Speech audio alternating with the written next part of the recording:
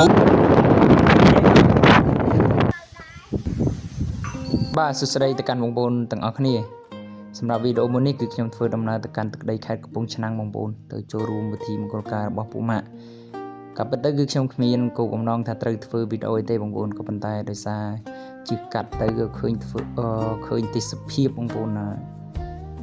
តាមដងផ្លូវយើងណាមានទេសភាពយ៉ាងស្រស់ស្អាតបាទមានវាលស្រែដើមត្នោតមើលទៅឃើញភ្នំឃើញអីចឹងគឺមានអារម្មណ៍ថាស្រស់ស្រាយស្រស់ថ្លាបាត់ភាពតានតឹងកាត់ stress បានមកគ្រាដែរអញ្ចឹងណាបងប្អូនហើយក៏ថតវីដេអូចែកជូនបងប្អូនទស្សនាទៅដែលខ្ញុំធ្វើដំណើរចេញពីខេត្តកំពង់ធំបាទកាត់តាមស្រុកតាំងគោកកាត់តាមស្រុកជើងព្រៃស្រុកប្រធាយទឹកដីកំពង់ចាមរហូតដល់ព្រំប្រទល់កំពង់ឆ្នាំងនេះ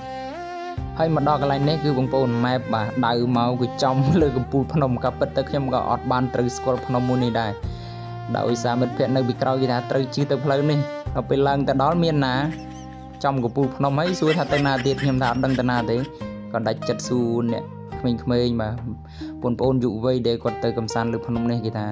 បងត្រូវចុះទៅក្រោមវិញហើយជិះទៅមុខត្រង់អញ្ចឹងបានទៅដល់កំពង់ឆ្នាំង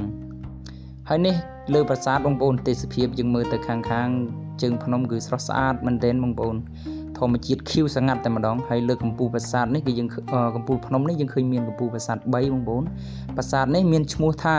ប្រាសាទភ្នំទ្របបងប្អូនភ្នំទ្របបាទដែលកសាងឡើងដោយព្រះបាទរាជទ្រវរ្ម័នទី2បងប្អូននៅក្នុងពាក់កណ្ដាលសតវត្សទី10ដើម្បីឧទ្ទិសថ្វាយទៅដល់ព្រហ្មញ្ញសាសនាហើយនៅលើកំពូលភ្នំបងប្អូនមានព្រះពុទ្ធបដិមាធំមួយអង្គបងប្អូនដែលកសាងក្រោយនេះគឺបែរព្រះភ័ក្ត្រទៅទិសខាងកើតហើយនៅតាមជួរប្រាសាទគឺកសាងឡើងពីថ្មដីឥដ្ឋក៏ដូចជាថ្ម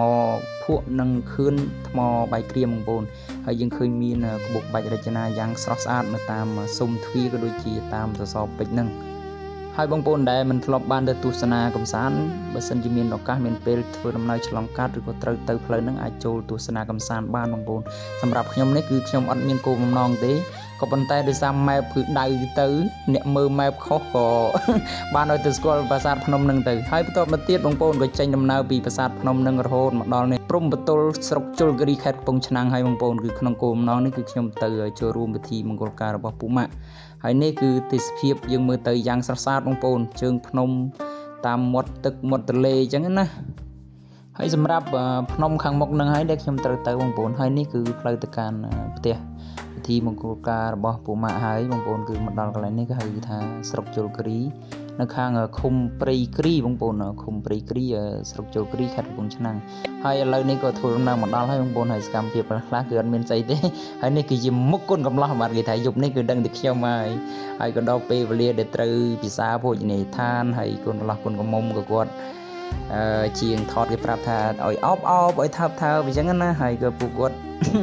ធ្វើ style ផ្សេងៗអញ្ចឹងទៅហើយនេះគឺចាប់ផ្ដើមដល់ម៉ោងវេលាពិសាភោជនីអាហារក៏ខ្ញុំនិងមិត្តភ័ក្តិដទៃក៏បានចូលរួមហើយនឹងរងចាំហើយអ្នកខាងនោះគឺពួកគាត់ភាគច្រើនគឺម៉ោងប្រហែលខ្ទង់6អត់ទាន់មានភ្ញៀវទេបងប្អូនហើយគឺទាល់តែរៀងយប់ដែរហើយនេះគឺប្រូហៀងនិងប្រូដារីបាទពីរអ្នកនេះអត់ចាំយូរទេគឺគ្រាន់តែចូលលើតុភ្លាមគឺចាប់ផ្ដើមចែក